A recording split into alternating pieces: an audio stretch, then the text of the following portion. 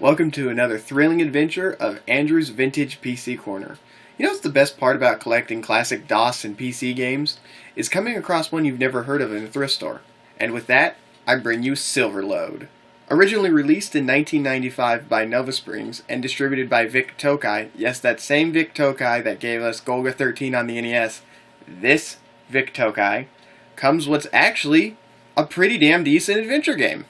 When this game was originally released, it seemed to be universally hated by critics and fans, and honestly I can understand why. For the time it was a little out of place, but it would fit right in with today's adventure games like The Walking Dead and Back to the Future. Well, now that we got it, let's take a look at the case. So all I have is the jewel case version of the game. So it's your simple setup then. It comes with your pull-out manual, with all the information you need for starting the game, all of your, gestures of what the cursor is going to do in certain situations. It gives you a quick backstory. The weird thing that it does do that I hadn't seen like this before in a PC game is it gives you a walkthrough of the first 5 minutes of the game when you're first inside this campsite. It's kind of funny. So underneath that is your CD.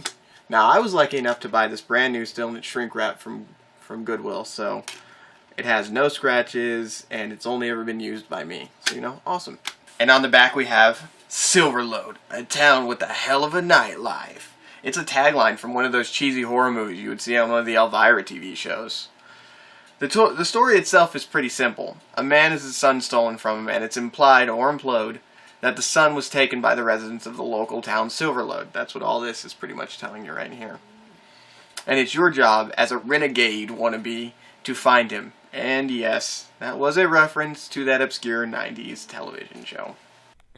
Like all inventory-based adventure games, it involves finding the right item, combining it with the other right item, and using said item to further along the story. Be wary as you play and remember to save, because you are going to die a lot in this game. Yes, it's one of those adventure games. Dying is pretty gruesome too. You can be shot, torn apart by a wild animal, or shit, even buried alive. It's pretty horrifying sometimes. After you get the hang of saving early and saving often, you realize there's a story here, and honestly, it's pretty damn good. This town of misfits and evildoers are struck with a curse. Spoiler, the curse makes them werewolves. What curse has befallen you? A great aspect of the game is actually the mystery, learning why the people are cursed, and figuring out what they need the young boy for. It leads to a great gaming experience. It's actually pretty great.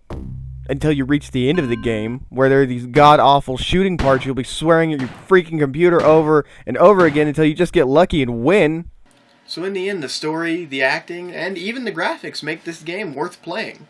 It's weird, and honestly, it's kind of creepy at times. It's a lot of fun, though. And it's cheap on eBay right now, so you should go out and get yourself a copy.